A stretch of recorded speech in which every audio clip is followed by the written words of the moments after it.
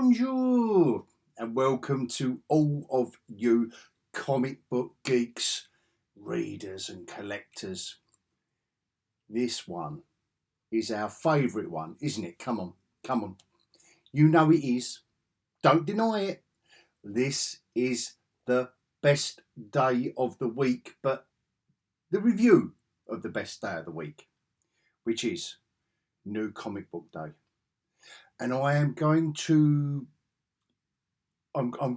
give you my top 10. Except this week, I've got a major whinge. It was a quieter week. So in my top 10, one of the 10 is my whinge. Does that make sense? We're still going to do a deep dive on my top 5 because they are superb. There are still so many superb comics coming out, but it was a quiet week. So all I've done is I need to dedicate a bit of time to just calmly explain my whinge of the week, because I think it might be controversial because I haven't seen anyone else. I haven't seen anyone else whinging about it. All of my Threads friends, I watch your reviews, you know I do, guys, and all of your links are always in my title page. But everyone else has been praising this comic, and I don't get it. I just don't get it. It's missed me. It's missed me by a mile. So I'm still entitled to my opinion. I've even looked at it twice. I won't say I've read it all the way through twice, but I've tried to understand it a second time. But you know why you're here. For the good stuff. And I've got Marvel, Image, Dark Horse, Titan, EC Comics, Boom, DC. Again, like I said last week, it is a great time. It's a great time for comics at the moment. It really is some superb stuff. There's always 2 or 3 every week now fighting for my book of the week, and that's what we're going to do. I'm going to give you my top 5.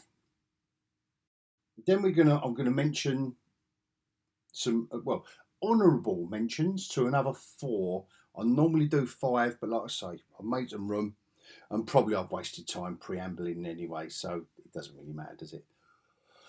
Yeah. Anyway, because it's quite serious. It's serious when I've even put my Daffy Duck t-shirt on, because when I'm angry, he's angry. You can tell I've had a beer today, can't you? Anyway. And at the end of the video, we're going to have a little bit of fun. We're going to do the cover of the week. So every week I'll do my top 10 and we do the cover of the week.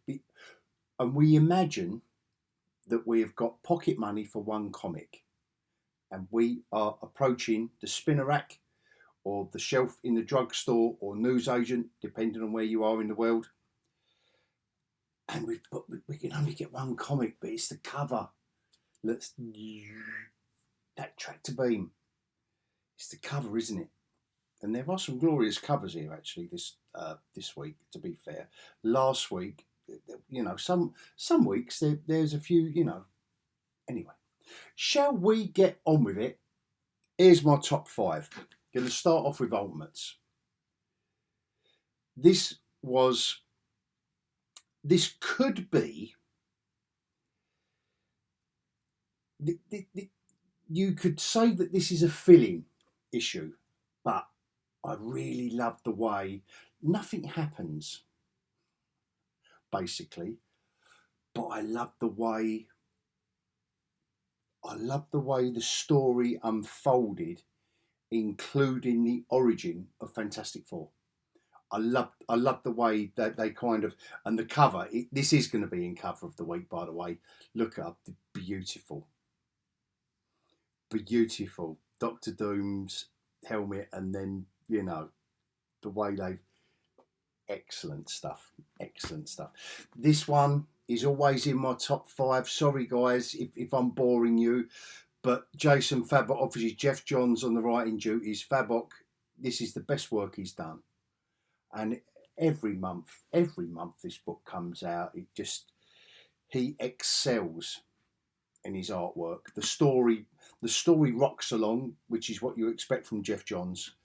And another one for the artwork is this. This wraps up, I'm sure it wraps up the storyline. It ended really wordy. It surely can't continue on from here. It was such a wordy, yeah, it doesn't say finny or end or the end, but it's got, anyway. Dawn Runner.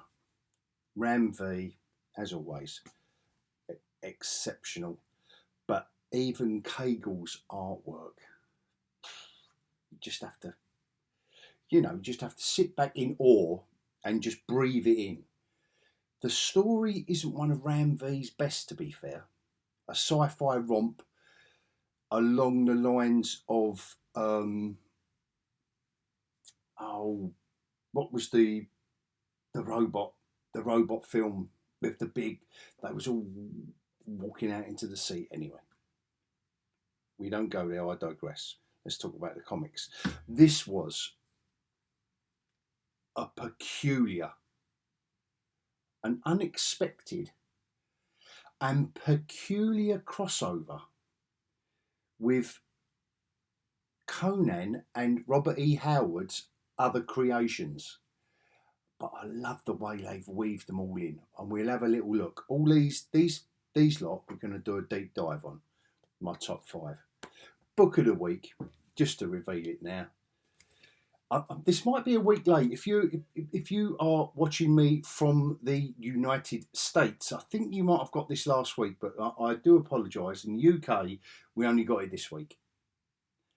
What a gothic horror masterpiece, written and drawn by Michael Walsh. And you think you've seen it all. You think Frankenstein, here we go again. That was wonderful. Loved it.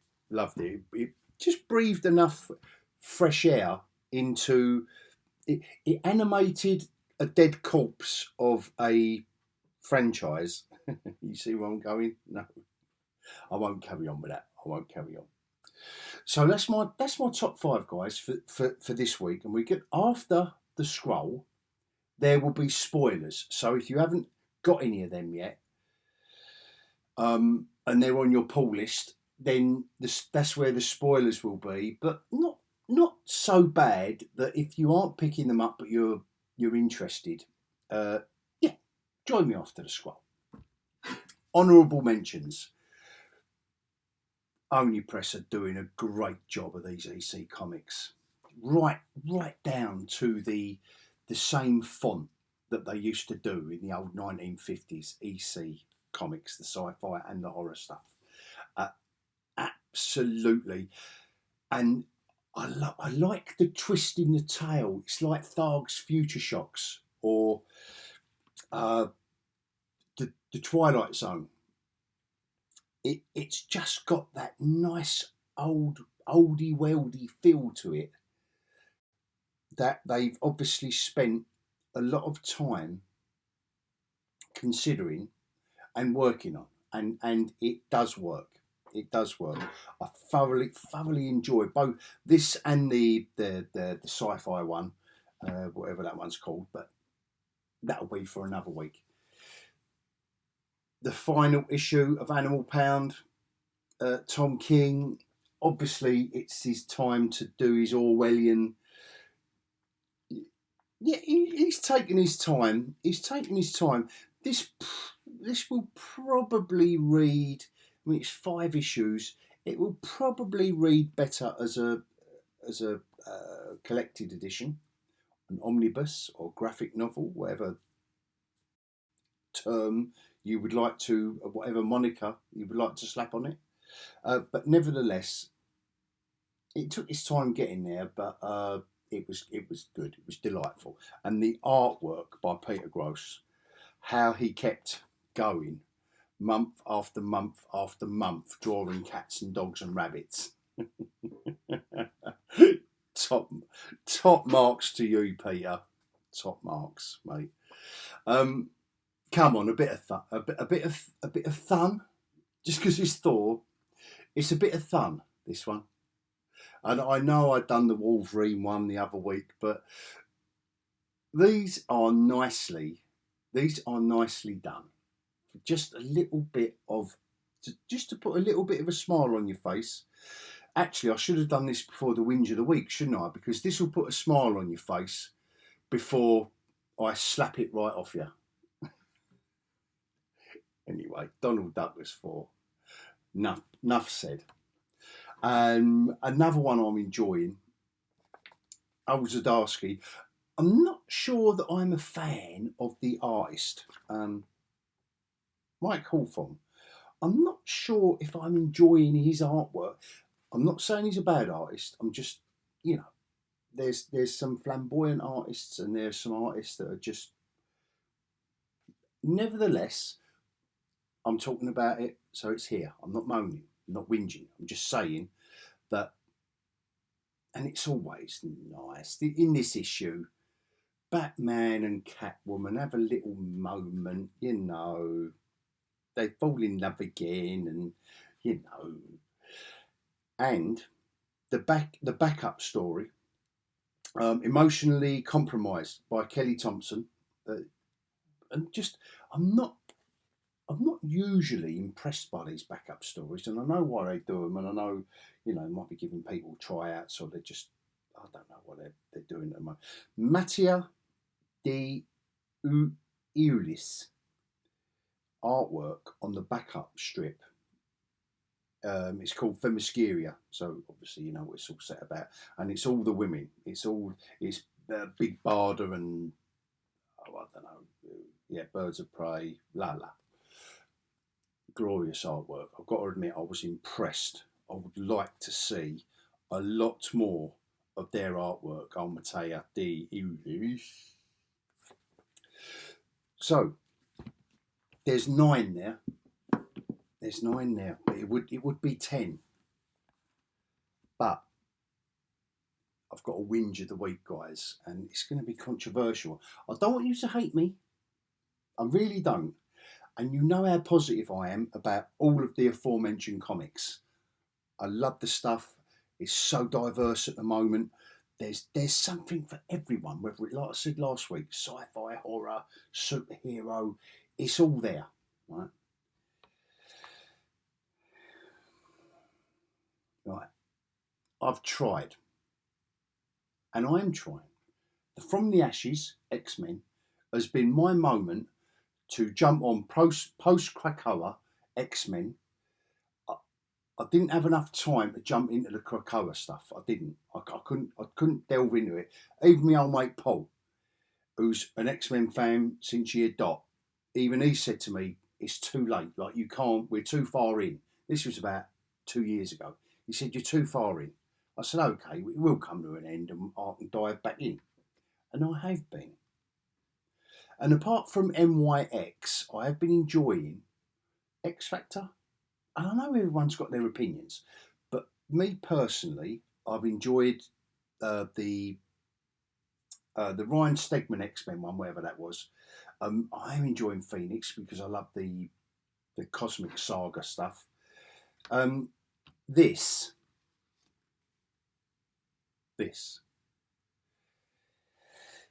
Kitty Pryde as a bartender. All right, I get the fact it's post-Krakoa and she's hiding and it's been a bad time and, they've got to rebuild. I get it. When I get an introductory issue where one of the characters is a bartender she gets stood up at a concert by her mate, saves a young girl from the concert from a security guard who's going to shoot her in the head. No, it's just not good enough. isn't good enough. I know there are filler issues. I know there are.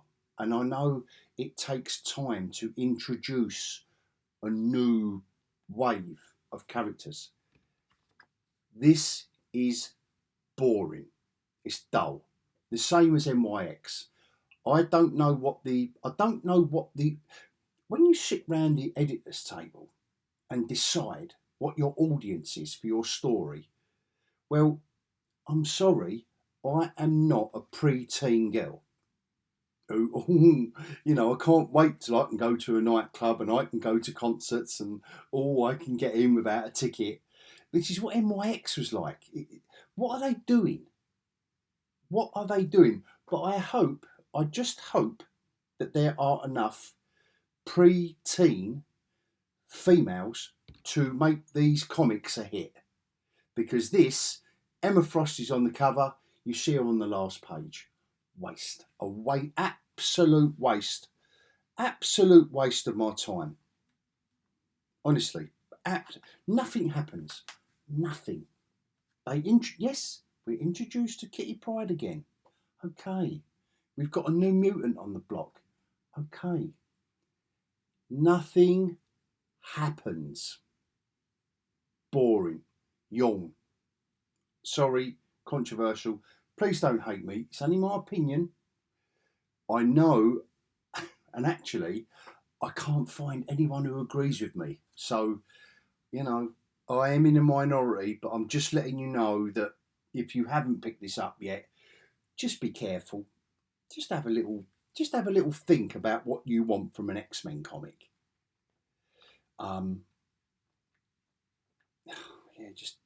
Just flicking through it now, literally nothing happens. She phases through some walls to save the girl.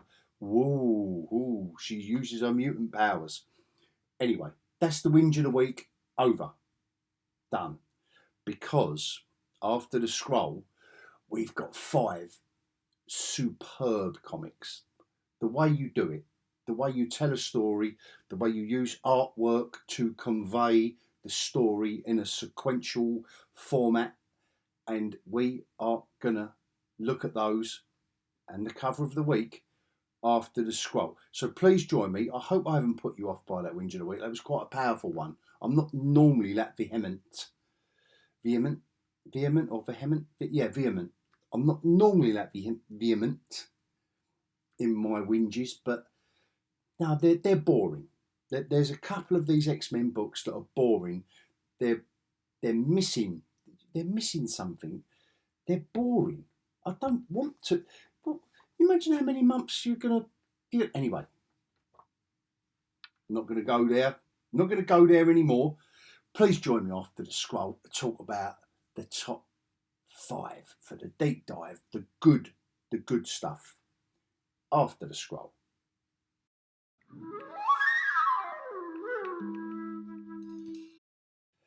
So here we go. First up this week, guys. Sorry about that preamble and that whinge. I'm feeling guilty now that was a bit of a mega whinge. But anyway, this is the good stuff. We could accuse this of being a filler issue, like I said. I don't know what's gone on with my cover here. Anyway, Fantastic Four, Doctor Doom, Human Torch, The Thing, Mr. Fantastic and Invisible Woman. I love this cover. I absolutely love this cover. I know it's just a cover A and it's not a variant. Beautiful, and it looks like it's done with pencil, and I don't know. It just looks like it's a nice. Yeah, I love it. Love it. And the other thing I loved about this story, and like I'm saying, you could accuse it of being a filler issue because not a lot happens. It's a character study of the new Doom, which is Reed Richards. So, like I say, spoiler alert. I know I'm a bit late saying spoiler alert. So, Reed Richards is now Doom because the maker has told him that he's the new Doom. But what we've got is these 4 panels all the way through this comic that pepper the modern story. The modern story's at the bottom. the early days of the Fantastic Four are at the top, and then the two panels in between fill in the gaps, and it is beautifully done. It really is beautifully done. I could accuse, like I say, I could accuse it of oh, not a lot happens and nothing goes on and there's no action. But it's an issue 3, and you know, I think we learn more about the new Iron Man. We learn more about the new Doom, and I just love the way he is being confronted with his memories and the history of the original Fantastic Four. Like I say, all these top panels are Sue and Johnny and Reed and Ben meeting, and then the history is in these two, as you can see, and the modern. So really, you've just got the bottom of the page is the modern storyline. Really, this is the little stopgap between the top two. You know, nice. Philip Noto's artwork, I think, is a bit Marmite for a lot of people. This was a nice moment where you don't know if it's, you know, look, reports confirm the body found at the bottom of the abandoned quarry is Benjamin J. Grimm. Look, with the rock. That was just a nice moment. How they weaved that in. I loved it. It was really a very very nicely accomplished comic, and they did not falter. The best bit about it is they did not deviate from these 4 panels, which was very well executed. So yeah, top marks for that. Philip Noto on the artwork. I don't know what else that Denise Camp has done. I don't know. He's not a name that's familiar to me. But this is the best issue yet of this. This has really livened up.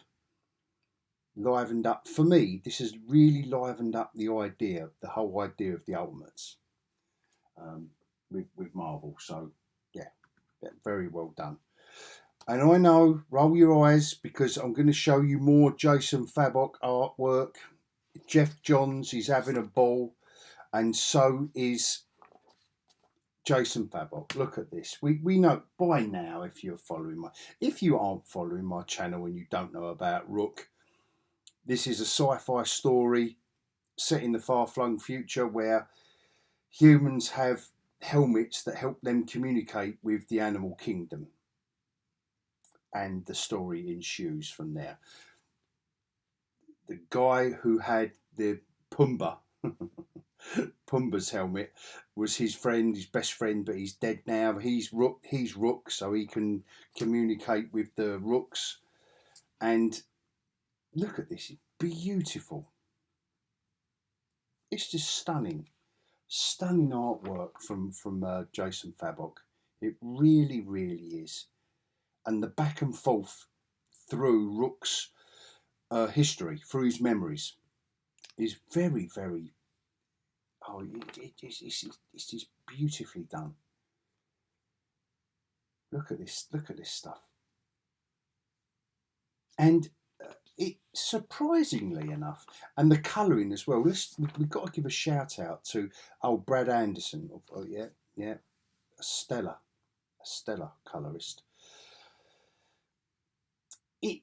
It's what I consider an easy read. There's nothing strenuous about this. Jeff Johns isn't asking us to really, think about the life, the universe, and everything. He really isn't. It's a great sci-fi adventure romp, and I love it for that. Look at this. Look at the colouring in these panels. Just to break it up, the colouring in these panels. Love it.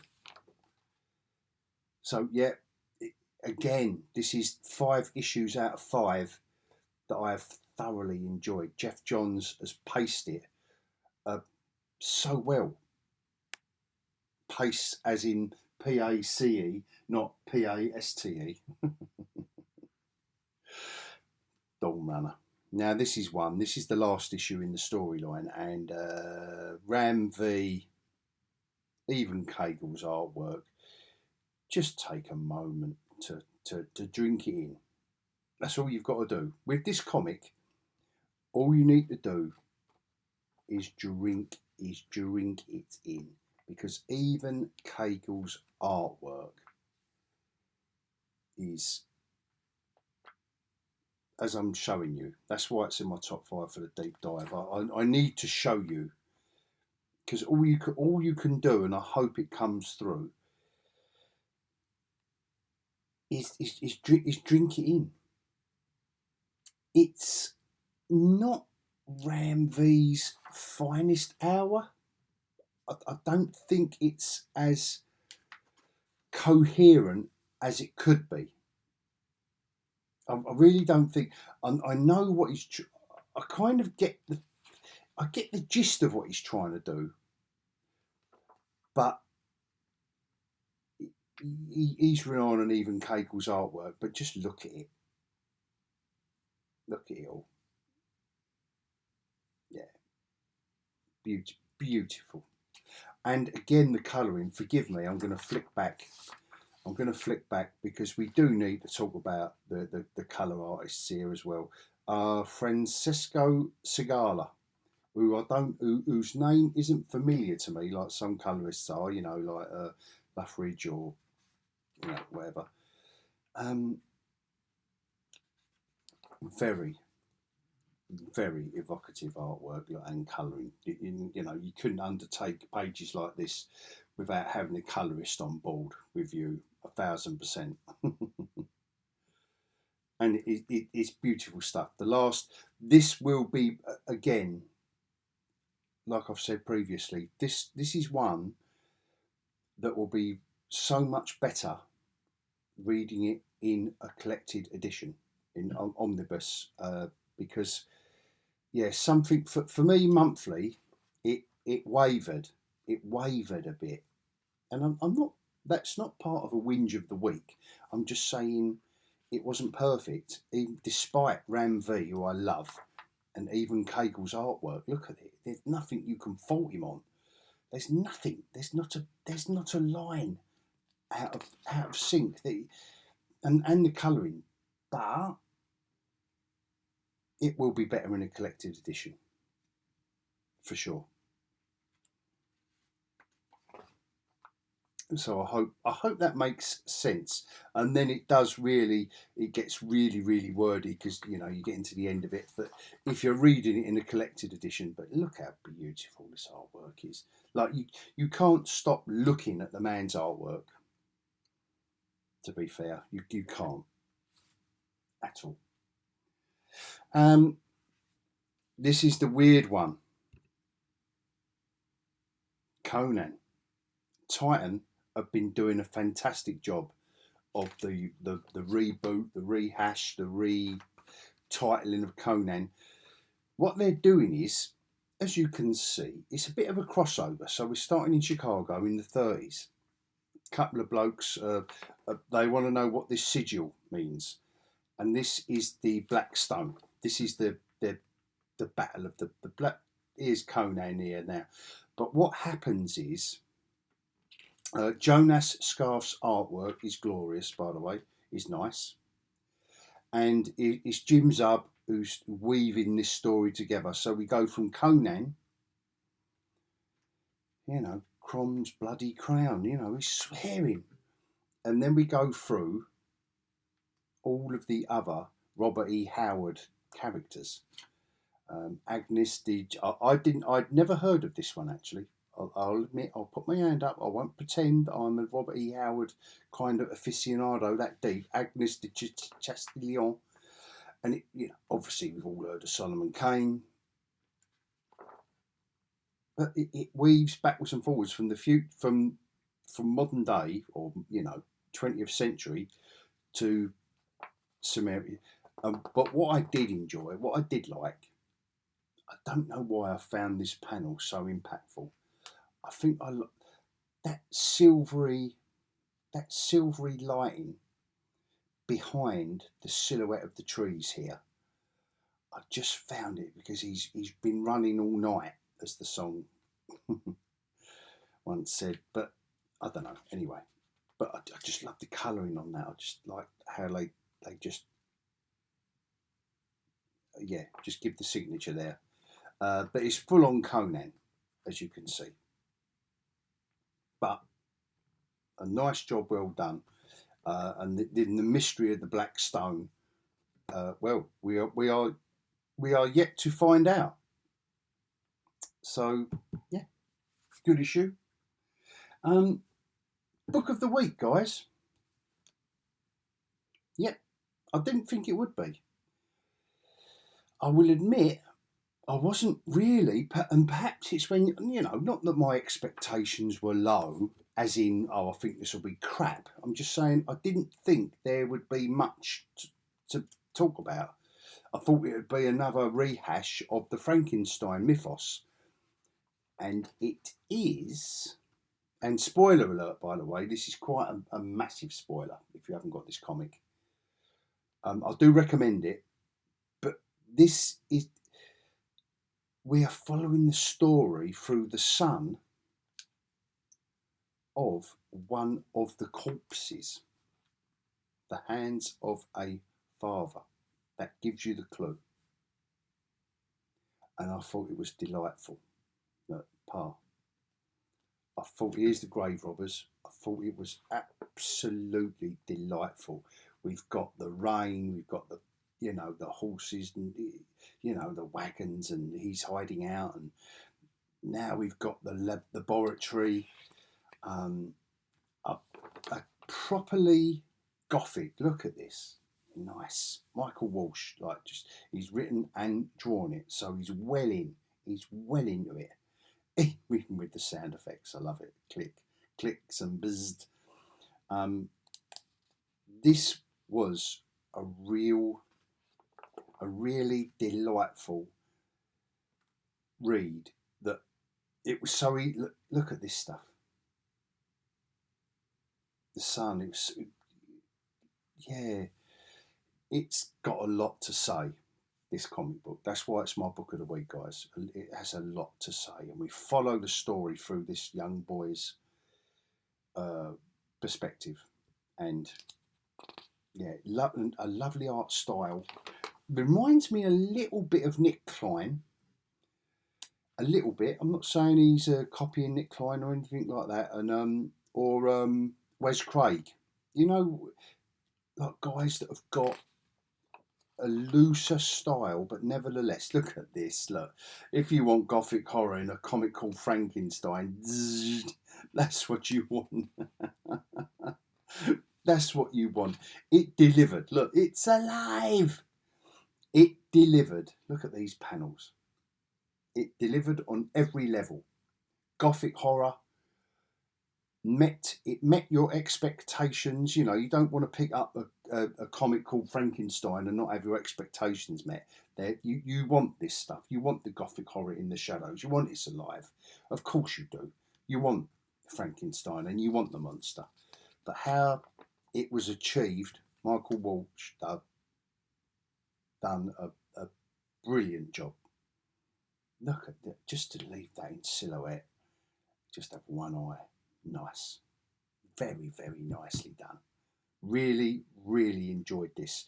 And a real pleasant surprise, a delight, a refreshing delight. So it just come at me from left field. And the cover, I mean, that's just off the scale bonkers, which I love. I love bonkers. So, from that, what's cover of the week? Is that bonkers cover? Is that a cover of the week? If we was running towards the is it that, or is it Conan with his sword and the skulls here? Look, he's hanging on a tree. Look, is he going to jump? Don't know what he's going to do. And what's this monster in the background here? Look, with the red eyes. I mean, that's a glorious Gerardo Zaffino, beautiful illustration there, using the, I don't know if you've done the colouring or whether it was the, you know. As always, Rook, come on, Fabok just needs, you know, he just needs cheering. This it takes you a while, but here's the thing. Here's Mr. Fantastic. Here's the Human Torch. Here's Doctor Doom, and here's the Invisible Girl. That bit there. That just puts a smile on my face, I've got to say. Might not be the best, and I just like the way it looks like it's been done with coloured pencils, which is also a beautiful thing. They've just tried something different. Love it. Now, if you're going to sell EC Comics, you need a head connected to electrodes being investigated through a lit up magnifying glass with a headless torso wielding a knife. There's not a lot more you can cram into that to sell an EC comic. That is spot on. These boys at Only Press and girls are doing a spot on job with that. Every tale has a twist in it. Love it. Daredevil getting his jaw broken by Kingpin. Yeah, I don't know what John Romita. I don't know what's going on with John Romita's style, but nevertheless, Daredevil getting his lights punched out by, you know, is that something that would attract you to the Spinnerack, or is it Negaduck claiming that the Earth is mine and the Moon mine too? That's just my little joke. It's a great cover, but you know what I'm going to say, static. I'm not so sure about Daredevil Kingpin anymore. I'm going to keep that one there. This one, it's a horror comic, so it is intriguing. That's too static, far too beautiful as it is, far too static. That is a wonderful illustration. The way the flowers are growing within. So we've got the two horror ones there. Do I keep that one? Yeah. Let's do away with Conan. Let's do away with Daredevil. It's either one of the horror comics or it's the Ultimates. But I just don't think this one would have dragged me to the Spinnerack. I just don't think it would have. I think it would have been one of these. It's the horror comics this week, guys, and I think my cover of the week has got to be this one. There is so much going on in this cover, and it's 2/3 of a cover, and there is so much going on. Even the look on her face, the way her eyes are slanted that way, and it's like she's still in control of her torso with the knife while he's investigating whatever he's doing. I think that's great. I really do think that is great, and it's horrific. It's eye-catching. The colouring's great. So that's my cover of the week, guys. That's been a bit controversial this week. I can't help thinking that the cover of the week's controversial. The whinge of the week is controversial. Join me in the comments. Join me on Threads to discuss further if you really want to get into it. No one's life is at stake, so listen, I will chat to you all about what you think, what you disagree with me, because yeah, it's comics. So I thank you so much if you've joined me this far, and until next week, I will bid you all adios.